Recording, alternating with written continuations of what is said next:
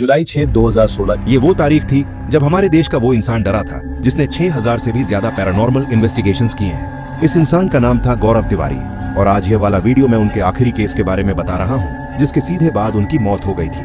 अगर आप इंटरनेट पे भी देखोगे ना तो फिर आपको कुछ ज्यादा इन्फॉर्मेशन नहीं मिलने वाली इस केस के बारे में, बट मैंने और मेरी टीम ने हाईली रिसर्च किया इस चीज के ऊपर कि उनका आखिरी केस था क्या कारण था उनके घर पर आ जाने के बाद उनकी मौत का।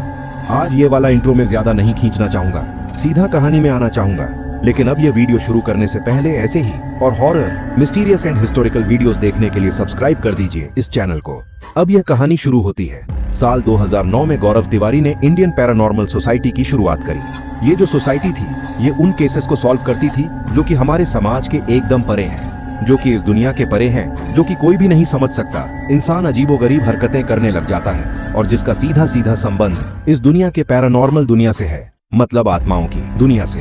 अब ऐसे ही रोज गौरव तिवारी को एक कॉल आता है दिल्ली के जनकपुरी इलाके से कि हमारे घर पे एक बच्ची है, एक लड़की है जो कि बड़ी अजीबोगरीब हरकतें कर रही है, जो कि इंसानों जैसी हमें बिल्कुल भी नहीं लग रही है। अब ये जो पूरा केस था, ऑफ कोर्स ये वो तो लेने ही वाले थे, उनकी सोसाइटी ये वाला केस लेने ही वाली थी, लेकिन उनकी टीम जाने वाली थी यहाँ पे इस केस को इन्वेस्टिगेट करने के लिए, क्योंकि गौरव तिवारी की तबीयत उस रोज बहुत खराब रहती थी। वो बहुत ज्यादा डिप्रेशन में रहा करते थे, उनकी लाइफस्टाइल थोड़ी वैसी हो गई थी, तो इसके लिए वो नहीं जाने वाले थे, उनकी टीम जाने वाली थी। लेकिन जब गौरव तिवारी ने खुद सुना कि उस लड़की की हालत बहुत ज्यादा खराब है, तो गौरव तिवारी ने सोचा कि मुझे खुद जाना चाहिए यह केस को इन्वेस्टिगेट करने के लिए। शायद से लड़की की हालत बहुत ज्यादा खराब है, मैं जाऊंगा तो शायद से कुछ ठीक हो जाएगी वो लड़की। अब कुछ लोग कहते हैं कि ये वाला जो केस था ये कुछ महीनों पहले था, लेकिन कुछ लोग ये कहते हैं, इंक्लूडिंग गौरव तिवारी के पापा, कि ये जो केस था ये गौरव तिवारी के मौत के ठीक एक रात पहले का है, जुलाई 2016 का। लेकिन जो कुछ भी हुआ गौरव के साथ उस रात में, उस केस में, that was really very mysterious and also very very dangerous. शाम हो चुकी थी। गौरव और उनके टीम मेंबर्स इन्वेस्टिगेशन के लिए जो जो इक्विपमेंट्स लगते हैं वो सब कुछ अपने गाड़ी में रख रहे थे और अभी सारी चीजें उन्होंने गाड़ी में रख ली। अब वो बस जा ही रहे थे कि गौरव एकदम फ्रंट के सीट में बैठे हुए थे, सारे टीम मेंबर्स पीछे बैठे हुए थे। तो उसमें से एक टीम मेंबर ने बोला कि गौरव सर थोड़े से टेंशन में लग रहे, परेशान लग रहे। फिर उसने पूछा, सर आपकी तबीयत तो ठीक है ना? हम सारी चीजें हैंडल कर लेंगे, आप एक काम करो, आप गाड़ी में बैठो, आप आराम करो।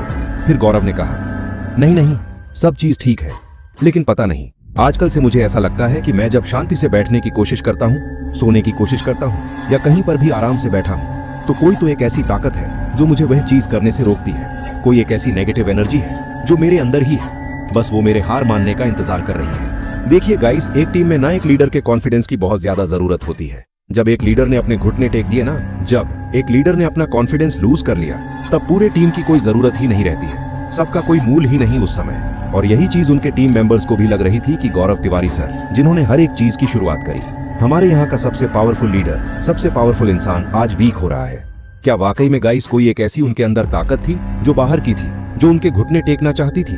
अब वो लोग जनकपुरी के उस घर तक पहुंच चुके थे। गौरव अपने गाड़ी से बाहर निकले और सिर्फ उस बिल्डिंग के नीचे से ही वह उस फ्लैट की तरफ देख सकते थे, क्योंकि वहां से उस लड़की के चीखने चिल्लाने की आवाजें सुनाई दे रही थी। वो इतने जोर जोर से चीख रही थी कि उस बिल्डिंग से लोग बाहर आ रहे हैं। दूसरे बिल्डिंग से लोग बालकनी से झांक झांक के देख रहे थे। सब लोग उस बिल्डिंग से दूर हो रहे थे और वहीं पर गौरव सर उस बिल्डिंग के अंदर जा रहे थे। बिल्डिंग के अंदर कदम रखते ही वह आवाजें और ज्यादा तेज हो गई। वह लिफ्ट में आ गए। लिफ्ट से जैसे जैसे उनका माला ऊपर जाते जा रहा था, वो आवाज और ज्यादा तेजी से आ रही थी। गौरव तिवारी की ना एक बात बहुत ज्यादा खास थी कि वो कोई भी इंसान को जब भी इन्वेस्टिगेट करता था, वो कभी भी एक्सोसिज्म करने के लिए या तो भूत बाधा उतारने के लिए ये सारी चीजें नहीं किया करते।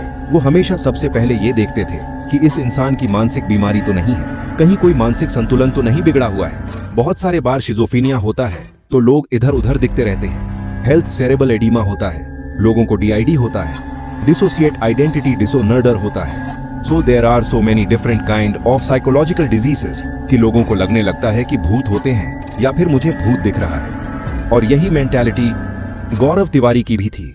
उन्होंने दरवाजा खोला। जैसे ही वह अंदर गए, वो लड़की जोर जोर का जो चीख रही थी, अचानक से गौरव को देखकर शांत हो गई। वो जो लड़की के जो पिता थे, वो गौरव को बहुत ही ज्यादा उम्मीद के साथ देख रहे थे कि शायद से यह इंसान मेरी लड़की को ठीक कर देगा।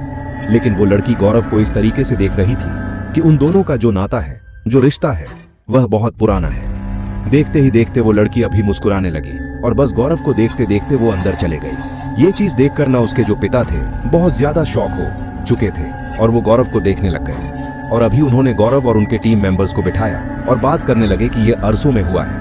अरसों में मैंने अपनी बेटी को इतना शांत नहीं देखा यार। तुम्हें देख के वह शांत हो गई और मुस्कुराना तो दूर की बात थी उसके लिए, सिर्फ गुस्से में रहा करती थी, जैसे कि न जाने हमने उसका क्या बिगाड़ा हो। मुझे लगता है कि तुम मेरी बेटी को बचा सकते हो गौरव। लेकिन गौरव ने कहा कि मैं आपकी भावनाओं को बहुत अच्छे से समझता हूँ, उनकी कदर करता हूँ, उनकी इज्जत करता हूँ, लेकिन इंसान के बदन में जो सबसे बड़ा मरीज है ना, वह इंसान या उसकी आत्मा नहीं बल्कि उसका दिमाग होता है। क्या वाकई में उनको कोई बीमारी है या फिर उनको आत्मा ही दिख रही है? गौरव ने कहा कि सर देखिए, उसके अंदर आत्मा है या नहीं वह तो मैं आपको उससे मिलने के बाद बताऊंगा, लेकिन पहले आप मुझे यह बताइए कि आपके लड़की के साथ होता क्या है। लड़की के पिता ने अभी उसको उसकी सारी कहानी बताई कि कुछ दिनों पहले तक सारी चीजें एकदम ठीक थी। कुछ दिनों पहले तक मेरी लड़की एकदम ठीक हुआ करती थी, एकदम खुशहाल रहती थी, कॉलेज में जाती थी, अपने दोस्तों के साथ घुमा करती थी और जब जब चाहे उसका मन हो वो अपने घर से बाहर भी कदम रखा करती थी। लेकिन धीरे धीरे करके यह सारी चीजें एकदम कम हो गई। कुछ दिनों पहले से उसने कॉलेज जाना बंद कर दिया, अपने कमरे में बस बंद रहती थी। जब हम उसके पास जाकर बैठा करते थे तो उस वक्त वो पता नहीं क्यों लेकिन हमको चिल्लाकर बाहर भेज दिया करती थी, एकदम गुर्राने लग जाती थी, जैसे कि अलग ही आवाज हो चुकी हो इसकी। कभी भी इसको हमारा आसपास होना पसंद नहीं था। अभी एक रोज की बात है कि हम लोग आधी रात में सो रहे थे एंड उसके बाद अचानक से ये हमारे कमरे में आई।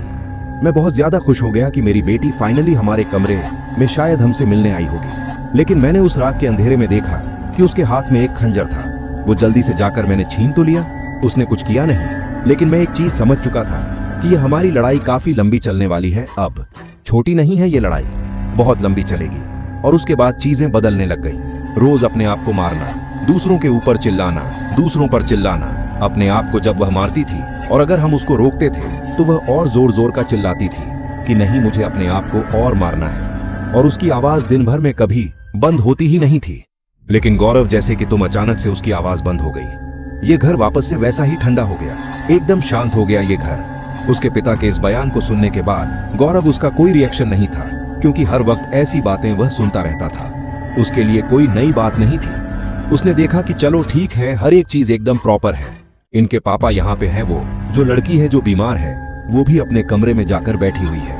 उसने अपने टीम मेंबर्स को बोला, जल्दी से सारे ईएमएफ मीटर्स निकालो, हर जगह पे कैमरास इंस्टॉल कर दो और जल्दी जल्दी अपने अपने काम पे लग जाओ।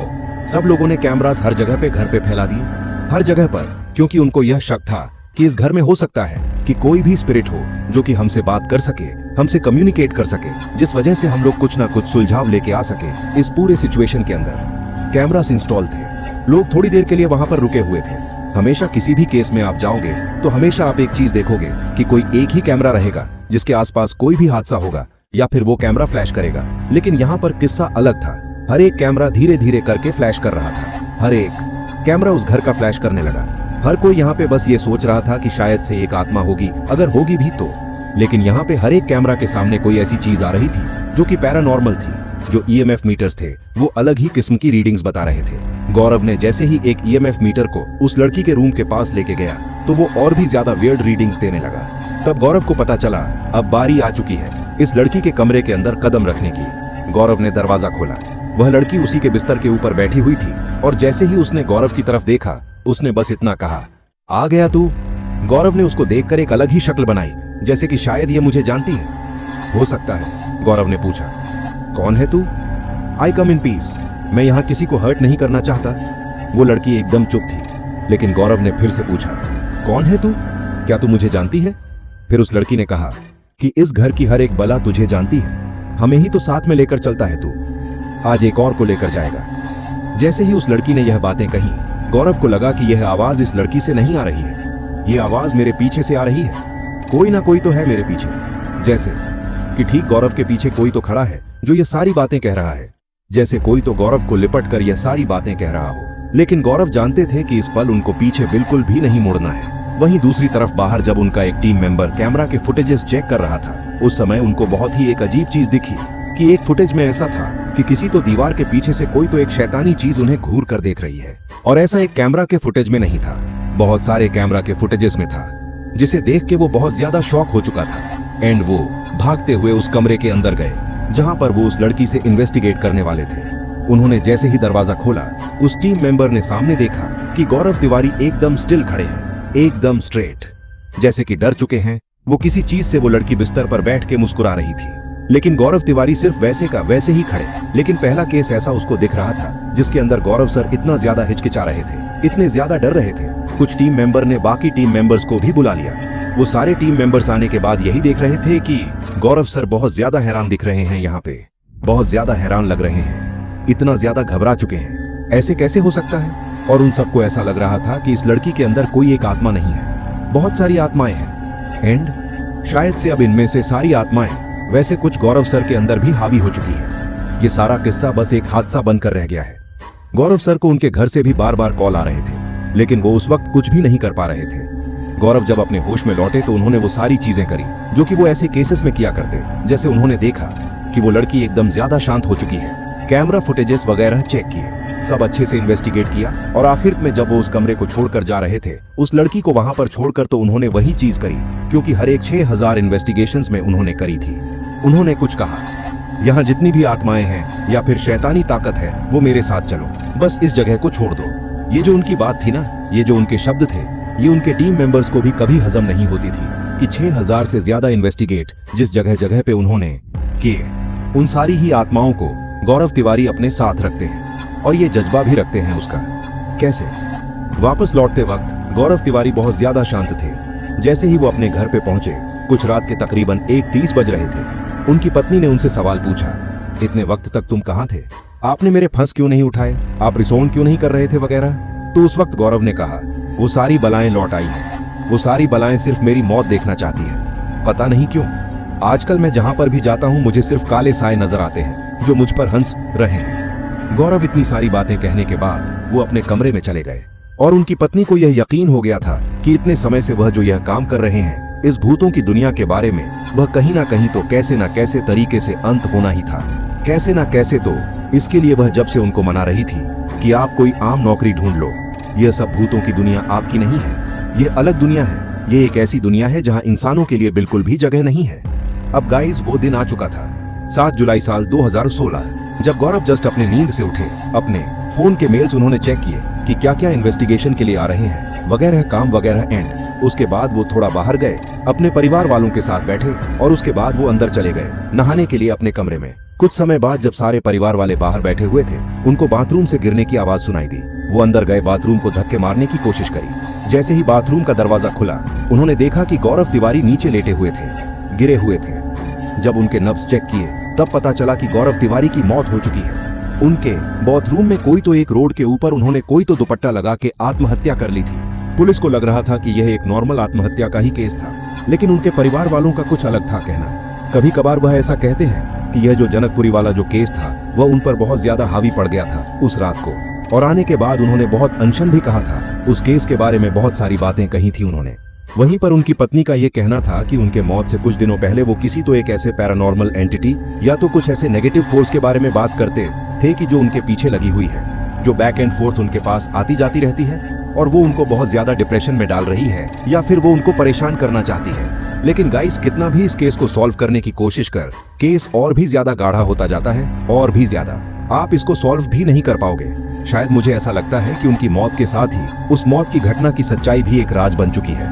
पर आज इस वीडियो के अंत में भी मैं आपसे बस यही कहना चाहूंगा कि गौरव तिवारी सर हमारे देश के वन ऑफ द मोस्ट नहीं, ओनली मोस्ट होनहार पैरानॉर्मल इन्वेस्टिगेटर थे उस समय में। अब आज कितने भी पैरानॉर्मल इन्वेस्टिगेटर्स आ जाए, हमारे देश में बहुत सारे लोग हैं जो घूम रहे हैं पैरानॉर्मल इन्वेस्टिगेटर का टैग लेकर, लेकिन वैसी ताकत, वैसा जो जुनून, वैसा जज्बा शायद अभी किसी में भी नहीं है जो गौरव तिवारी सर में था।